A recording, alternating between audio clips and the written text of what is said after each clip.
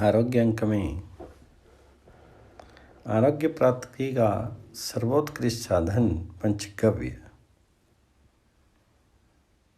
धर्मार्थ काम मोक्षानाम आरोग्यम मूलम उत्तमम।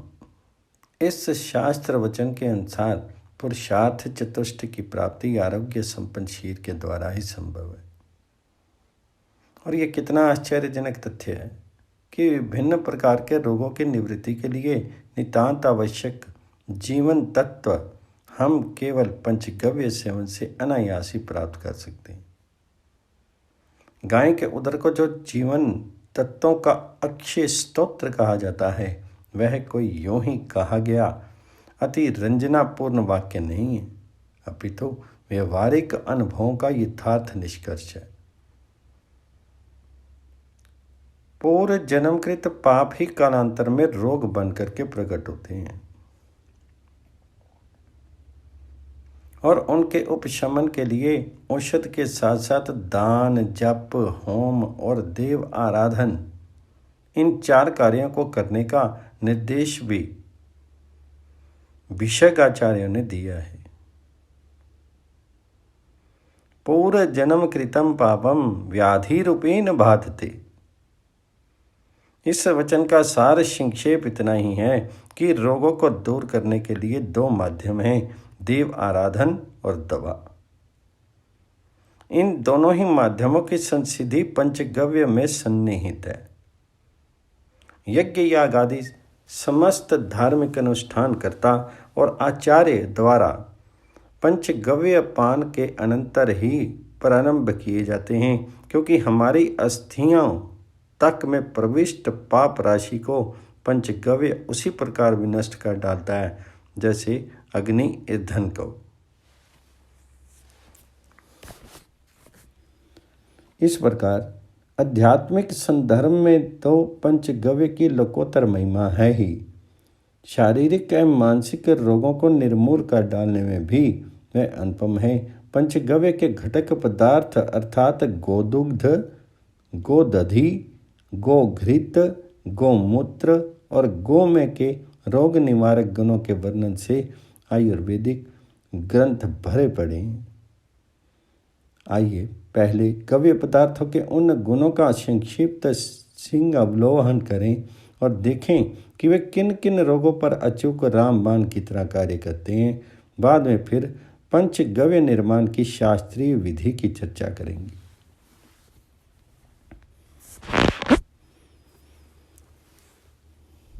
गोदुग्ध।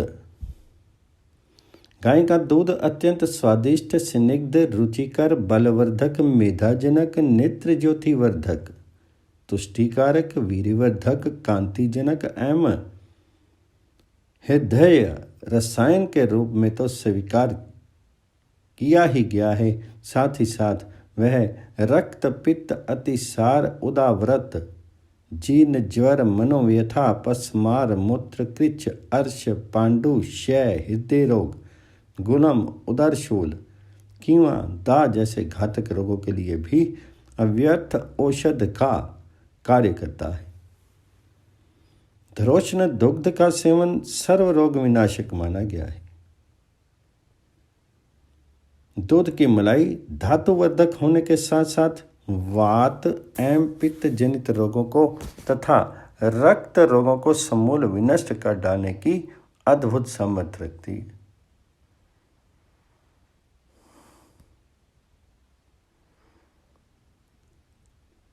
धारोष्णम अमृतम शिरात्परम नास्ति ही जीवनीयम इत्यादि वचनों का स्वारस्य गोदुग्ध के उपयुक्त प्रभावों के निरूपण में ही है। भारतीय आयुर्वेद विज्ञान के मनीषियों ने प्रारंभिक काल से ही औषध एवं खाद्य की दृष्टि से गाय की दूध की महत्ता को पहचान लिया था। प्राचीनतम चिकित्सा ग्रंथ चरक संहिता में गोदुग्ध के 10 गुणों का वर्णन किया गया है। गाय के दूध में 10 गुण होते हैं: स्वादिष्ट, शीत अर्थात ठंडा, कोमल, चिकना, गाढ़ा, सौम्य लसदार, भारी और बाह्य प्रभाव को विलंब से ग्रहण करने वाला तथा मन को प्रसन्न करने वाला। इतना ही नहीं, सूर्य उदय के समय दुहा हुआ संगव काल अर्थात दोपहर के लगभग दुहा हुआ एम साई दोह सायकाल के समय दुहा गया गो दुग्ध पृथक पृथक रूप से प्रभाव रखता है। इस प्रकार का विश्लेषण भाव प्रकाश नामक ग्रंथ में उपलब्ध होता है। दूध दोपहर के पहले वीर्यवर्धक और अग्नि दीपक तथा दोपहर में बलकारक एवं कफ को विनष्ट करने वाला, पित्त को हटने वाला और मंदाग्नि को नष्ट करने वाला, बालपन में वृद्धि करने वाला एवं वृद्धावस्था में क्षय नाशक और शुक्रवर्धक होता है। प्रतिदिन रात्रि में सेवन करने से दूध अनेक दोषों को दूर करता है।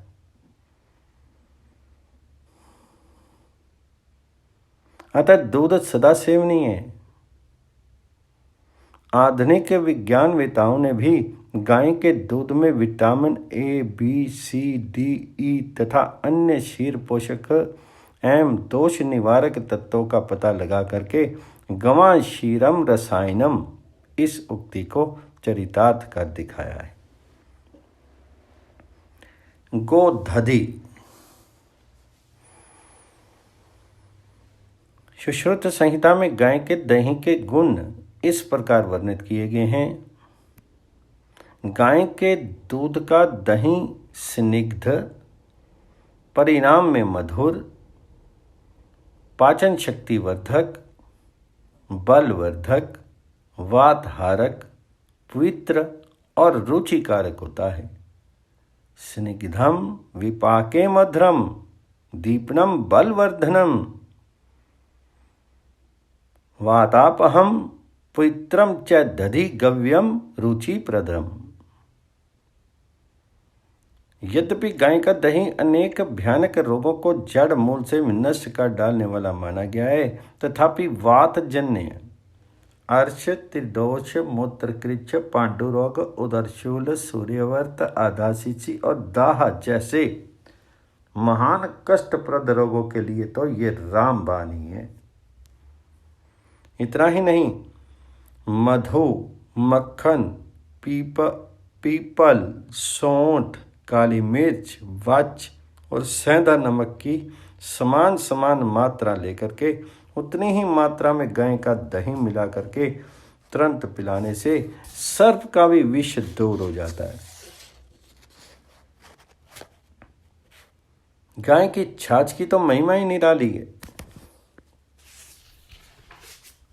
कहा जाता है कि तक्रम शक्रस्य दुर्लभम, छाछ तो देवराज इंद्र को भी दुर्लभ है। संस्कृत की ये लोकोक्ति रूपांतर से छाछ के लोकोत्तर गुणों का ही तो वर्णन कर रही है, पर मेद, संग्रहिणी, अजीर्ण, भगंदर, विषमज्वर, मलस्तंभ, उदर कृमि, सूजन, अरुचि, पित्त प्रकोप जैसे भीषण रोगों को विनष्ट करके रोगी को स्थायी स्वास्थ्य संपत्ति प्रदान करने वाला देव दुर्लभ पदार्थ गाय की छाछ ही है। सेंधा नमक और अजवाइन मिला करके छाछ पी लेने से कोष्ठबद्धता चुटकियों में दूर हो जाती है। हाँ, दही सेवन के संबंध में कुछ विधि निषेध भी हैं, उन पर भी ध्यान देना बहुत जरूरी है। किसी ऋतु में दही खाना उपयुक्त है और किस में नहीं, इस संदर्भ में सुश्रुत संहिता इस प्रकार निर्देश करती है कि शरद, ग्रीष्म और वसंत ऋतु में दही खाना प्रायः अच्छा नहीं होता। हेमंत, शिशिर एवं वर्षा ऋतु में दही खाना ठीक होता है। गोघृत, गाय के घी के गुण तो वास्तव में असंख्य हैं। आधुनिक चिकित्सकों की बात तो जाने दें। जो 40 वर्ष की आयु के बाद घी खाने के विषय में नाक भौं सिकोड़ने लगते हैं, परंतु आयुर्वेद के तत्वज्ञ विद्वानों ने तो आयुर्वेद घृतम कहते हुए घी को ही आयु का पर्याय माना है। घी के गुणों के संदर्भ में इससे अधिक सटीक उक्ति और क्या हो सकती है। चिकित्सा शास्त्रों में घी के संबंध में इस प्रकार वर्णन किया गया है। गाय का घी गुणों में सबसे श्रेष्ठ है। वह विपाक में मधुर, शीतल, वात, पित्त और विष का नाश करने वाला, आँख की ज्योति एवं क्षीर की सामर्थ्य को बढ़ाने वाला है। आँख, कान और नासिका के रोगों में तथा खांसी, कोढ़, मूर्छा, ज्वर, कृमि और वात, पित्त, कफ जन्य विष के उपद्रव में गाय का घी महाऔषधि का काम करता है। गाय का घी जितना पुराना हो जाता है उतना ही वह गुणकारी हो जाता है। 10 वर्ष पुराना घी जीर्ण, 100 से 1000 वर्ष तक पुराना कोंभ और 1100 वर्षों से अधिक पुराना घी महाघृत कहलाता है। हैजा, अग्निमंदता, क्षय, आम व्याधि एवं कोष्ठबद्धता में घृत का सेवन हानिकारक है। ज्वर में अथवा ज्वर जनित दाह में घी खाने से नहीं अपितु मालिश करने से लाभप्रद होता है। गाय के दूध, दही और घी के इन उत्तम गुणों के कारण ही ये तीनों प्राचीन काल में भारतीयों के भोजन के अभिन्न अंग बने हुए हैं। बिना गोरसम को रसो भोजना नाम। बिना गोरस के भोजन में क्या रस है।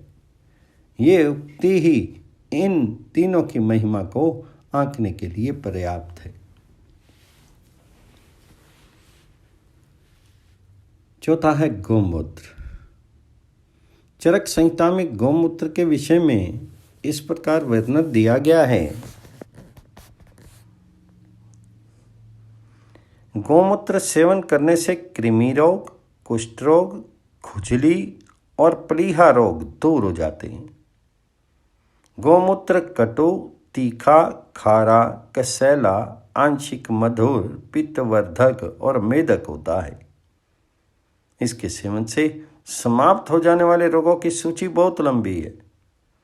तथापि सार रूप में ये समझ लें कि पांडु, कंडु, अर्श, कुष्ठ, चित्री, ब्रह्म, त्वचा रोग, मूत्र रोग, दमा, अतिसार जैसे कठिन रोग केवल गौमूत्र सेवन से ही निर्मूल किए जा सकते हैं।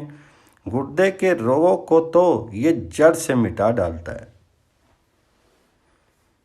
हमारे पूज्य पितृचरण शास्त्रार्थ महारथी पंडित माधवाचार्य जी शास्त्री जब गुर्दे के असाध्य रोग से ग्रस्त हो गए थे और किसी भी औषधि से लाभ नहीं पहुंच रहा था, तब कुरुक्षेत्र भूमि के पीयूष पानी वैद्यराज पंडित श्रीधर जी ने उन्हें अपनी माँ का दूध पीकर ही रहने वाली छोटी बछिया का मूत्र 41 दिनों तक पिला करके पूर्णतः स्वस्थ कर दिया था।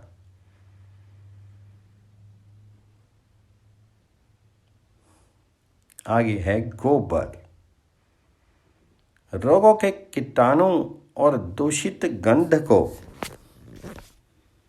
दूर करने में गोबर अद्वितीय है। प्राचीन काल में प्रत्येक ग्रस्त न केवल घर, आंगन और रसोई में ही गोबर से लेप किया करता था, अपितु कोई भी मांगलिक कार्य प्रारंभ करने से पूर्व गोबर से भूमि लेपन अनिवार्य माना जाता था। विधि ग्रंथों में पदे पदे गोमयन भूमिम उपलप्य इस प्रकार के निर्देश प्राप्त होते हैं। अनेक रोगों को दूर करने में भी गोबर की उपयोगिता है। जैसे गोबर मल करके स्नान करने से खुजली दूर हो जाती है तथा अत्याधिक पसीना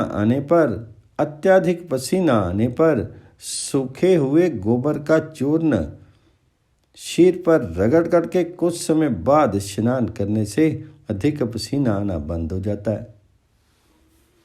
गोबर की राख भी अत्यंत गुणकारी मानी गई है। शीतला का प्रकोप होने पर निकले छाले अत्यंत कष्टप्रद होते हैं। ऐसे में गोबर की राख को छान करके रोगी के नीचे बिछा देने पर उसे आराम मिलता है। ऐसे में यही उपाय सर्वश्रेष्ठ है। बच्चों के पेट में छोटे छोटे कृमि हो जाने पर छानी हुई राख 10 गुना पानी में मिला करके 2-2 घूंट बालक को 2-4 बार पिलाने से पेट के कीड़े विनष्ट हो जाते हैं। पंचगव्य बनाने की विधि। लोगाक्षी स्मृति अथवा प्राशर स्मृति प्रभृति ग्रंथों में पंचगव्य निर्माण का विस्तृत उल्लेख प्राप्त होता है। वहाँ पांचों गव्य पदार्थों का परिमाण अर्थात दूध, दही, घी आदि की कितनी कितनी मात्रा ली जाए इसका विवरण तो है ही। किस रंग की गाय से कौन सी वस्तु लेनी चाहिए इस तथ्य का भी विज्ञान संगत विश्लेषण किया गया है। आरोग्यम भास्कर आदि छेद। इस शास्त्र वचन के अनुसार हम सूर्य किरणों से आरोग्य प्राप्त करते हैं, किंतु विभिन्न रंगों के माध्यम से सूर्य की किरणों में सामर्थ्य की वृद्धि होती ही है। ये प्रत्यक्ष अनुभवगम्य है। आंची शीशे द्वारा सूर्य ताप से अग्नि प्रज्वलित करते समय अन्य रंगों की अपेक्षा यदि काले रंग का वस्त्र प्रयोग किया जाए तो वह शीघ्र आग पकड़ लेता है। अन्य रंगों के साथ भी ऐसे ही कारण है। पंचगव्य निर्माण में भी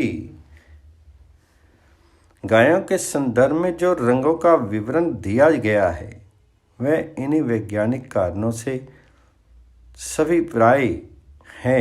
अंत में यह भी स्पष्ट कर दिया गया है कि यदि विभिन्न रंगों की गायें उपलब्ध ना हो सकें तो पांचों वस्तुएं कपला वर्ण की यानी स्वर्ण वर्ण की गाय से ही प्राप्त की जा सकती हैं। सर्व कापिल में व पूर्व विवरण इस प्रकार है। लाल रंग ताम्र वर्ण की गाय का मूत्र और श्वेत गाय का गोबर, कांचन वर्ण की गाय का दूध तथा नीले रंग की गाय का दही, सर्ववर्ण चितकबरी रंग की गाय का घी अथवा पांचों वस्तुएं कपिला गाय की हो, कपिला गाय ही हो सकती है। 5 द्रव्यों का अनुपात इस प्रकार से है। पंचगव्य में 1 भाग घृत, 1 भाग गोमूत्र, 1 भाग कुशोदक, 2 भाग दही, 3 भाग दूध। अन्य स्मृतियों में 7 भाग का भी उल्लेख मिलता है और आधा भाग गोमय होना चाहिए। विशेष प्रभावशाली बनाने के लिए वेद मंत्रों से पांचों द्रव्यों को अभिमंत्रित भी किया जा सकता है। गायत्री मंत्र द्वारा गोमूत्र को, गंध द्वारा आदि मंत्र द्वारा गोमय को, आप्यायस्व मंत्र द्वारा गोदुग्ध को, दधि क्राम्यनो इत्यादि मंत्र से दही को, शुक्रमसी और ज्योतिरसी आदि मंत्र द्वारा गोघृत को तथा दिवस्यत्वा इस मंत्र से कुशोदक को अभिमंत्रित करके सम्मिलित करना चाहिए। भारतेतर देशों में जहाँ गलकंबल वाली भारतीय नस्ल की गायें उपलब्ध नहीं हैं वहाँ पंचगव्य बना पाना संभव ही नहीं होगा। अतः वहाँ धार्मिक कृत्यों में गंगा जल का ही उपयोग करना चाहिए। गाय जैसे प्रतीत होने वाले किसी अन्य पशु के तो वैसे उपयोग का प्रश्न ही नहीं है।